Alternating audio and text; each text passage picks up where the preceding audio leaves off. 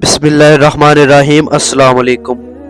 آج کی ویڈیو میں آپ لوگوں کے ساتھ ابو سفیان اور ہرقل کا مکالمہ بیان کرنے والا ہوں، جو کہ بہت ہی انٹرسٹنگ سٹوری ہے۔ آپ سب سے گزارش ہے کہ ویڈیو کا انت تک لازمی دیکھیے گا تاکہ آپ کے دل میں یہ سٹوری بیٹھ سکے۔ صحیح بخاری کی 7 نمبر حدیث میں یہ سٹوری بیان کی گئی ہے۔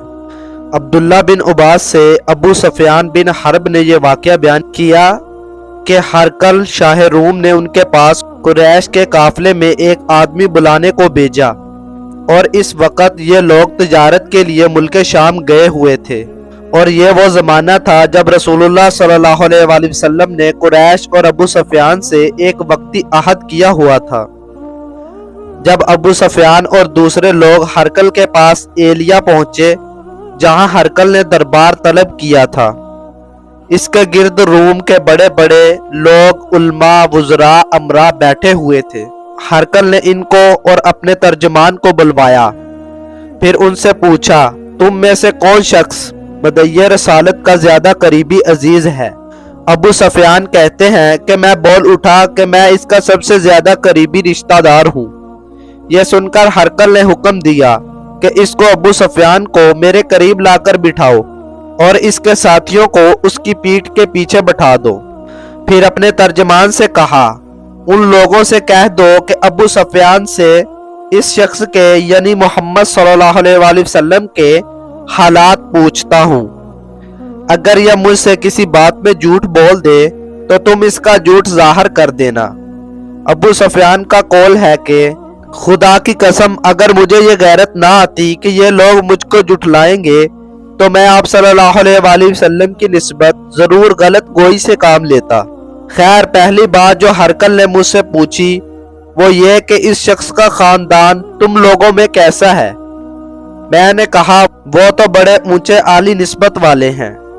کہنے لگا، اس سے پہلے بھی کسی نے تم لوگوں میں ایسی بات کہی تھی؟ میں نے کہا، نہیں۔ کہنے لگا، اچھا اس کے بڑوں میں کوئی بادشاہ ہوا ہے؟ میں نے کہا، نہیں۔ پھر اس نے کہا، بڑے لوگوں نے اس کی پیروی اختیار کی ہے یا کمزوروں نے؟ میں نے کہا، نہیں، کمزوروں نے۔ پھر کہنے لگا، اس کے تابع دار روز بڑھتے جاتے ہیں یا کوئی ساتھی پھر بھی جاتا ہے؟ میں نے کہا، نہیں۔ کہنے لگا، کیا اپنے اس دعوے نبوت سے پہلے کبھی کسی بھی موقع پر اس نے جھوٹ بولا ہے؟ میں نے کہا، نہیں، اور اب ہماری اس سے صلح کی ایک مقرر مدت ٹھہری ہوئی ہے، معلوم نہیں وہ اس میں کیا کرنے والا ہے۔ ابو سفیان کہتے ہیں، میں اس بات کے سوا اور کوئی جھوٹ اس گفتگو میں شامل نہ کر سکا۔ ہرقل نے کہا، کیا تمہاری اس سے کبھی لڑائی بھی ہوتی ہے؟ میں نے کہا کہ ہاں۔ بولا، پھر تمہاری اور اس کی جنگ کا کیا حال ہوتا ہے؟ میں نے کہا، لڑائی ڈول کی طرح ہے، کبھی وہ ہم سے میدان جنگ جیت لیتے ہیں اور کبھی ہم ان سے جیت لیتے ہیں۔ ہرقل نے پوچھا، وہ تمہیں کس بات کا حکم دیتا ہے؟ میں نے کہا، وہ کہتا ہے کہ صرف ایک اللہ ہی کی عبادت کرو، اس کا کسی کو شریک نہ بناؤ، اور اپنے باپ دادا کی شرک کی باتیں چھوڑ دو، اور ہمیں نماز پڑھنے، سچ بولنے، پرہیزگاری اور صلح رحمی کا حکم دیتا ہے۔ یہ سب سن کر پھر ہرقل نے اپنے ترجمان سے کہا کہ ابو سفیان سے کہہ دے، میں نے تم سے اس کا نسب پوچھا تو تم نے کہا کہ ہم میں عالی نسب ہے، اور پیغمبر اپنی قوم میں عالی نسب ہی بھیجے جایا کرتے ہیں۔ میں نے تم سے پوچھا کہ دعوی نبوت، یہ بات تمہارے اندر اس سے پہلے کسی اور نے بھی کہی تھی؟ تو تم نے جواب دیا کہ نہیں۔ تب میں نے اپنے دل میں کہا کہ اگر یہ بات اس سے پہلے کسی نے کہی ہوتی تو میں سمجھتا کہ اس شخص نے بھی اسی بات کی تلقید کی ہے جو پہلے کہی جا چکی ہے۔ میں نے تم سے پوچھا، اس کے بڑوں میں کوئی بادشاہ بھی گزرا ہے؟ تم نے کہا کہ نہیں۔ تو میں نے دل میں کہا کہ ان کے بزرگوں میں سے کوئی بادشاہ ہوا ہوگا تو کہہ دوں گا کہ وہ شخص اس بہانے اپنے آباء و اجداد کی بادشاہت اور ان کا ملک دربار حاصل کرنا چاہتا ہے۔ اور میں نے تم سے پوچھا، اس بات کے کہنے یعنی پیغمبری کا دعویٰ کرنے سے پہلے تم نے کبھی اس کو دروغ گوئی کا الزام لگایا؟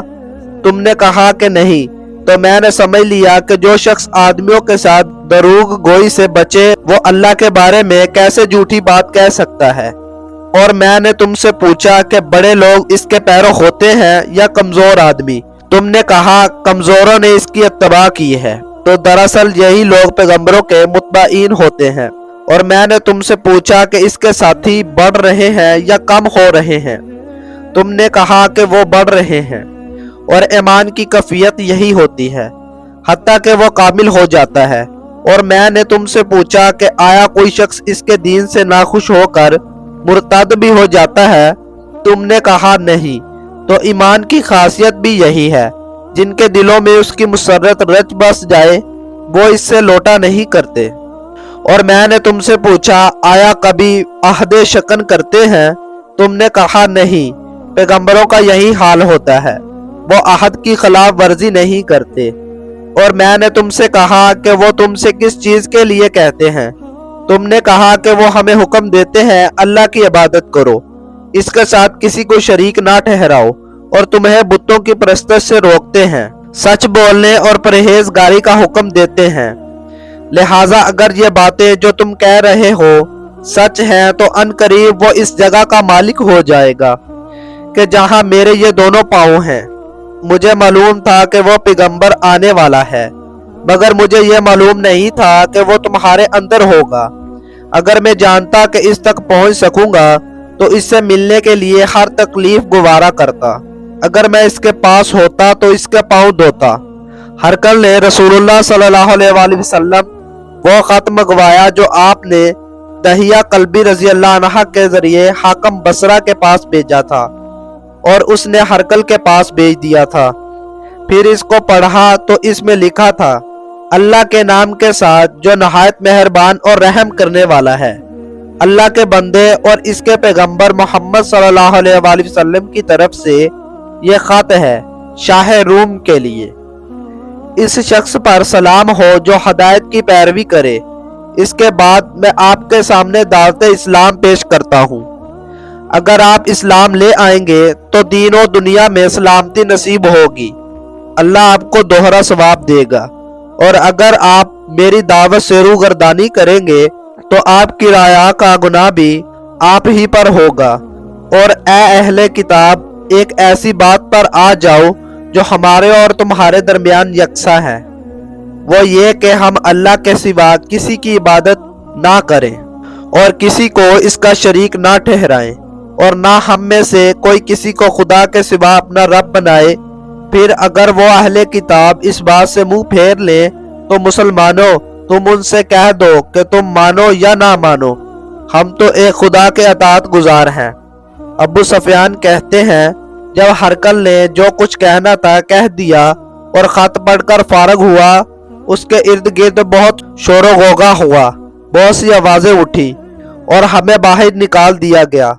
تب میں نے اپنے ساتھیوں سے کہا ابو قبشہ کے بیٹے ان حضرت صلی اللہ علیہ وآلہ وسلم کا معاملہ تو بہت بڑھ گیا، دیکھو تو اس سے بنی اصفر یعنی روم کا بادشاہ بھی ڈرتا ہے۔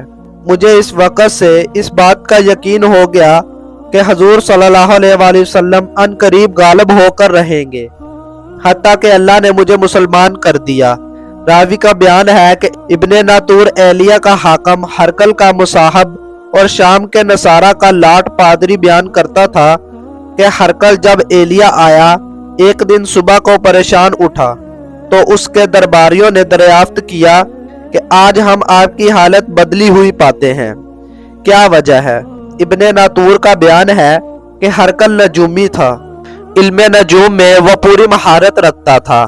اس نے اپنے ہم نشینوں کو بتایا کہ میں نے آج رات ستاروں پر نظر ڈالی تو دیکھا کہ ختنہ کرنے والوں کا بادشاہ ہمارے ملک پر غالب آ گیا ہے، بھلا اس زمانے میں کون لوگ ختنہ کرتے ہیں؟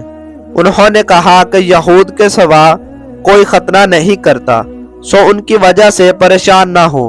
سلطنت کے تمام شہروں میں یہ حکم لکھ بھیجیے کہ وہاں جتنے یہودی ہوں سب قتل کر دیا جائے۔ وہ لوگ انہی باتوں میں مشغول تھے کہ ہرقل کے پاس ایک آدمی لایا گیا جسے شاہ غسان نے بھیجا تھا۔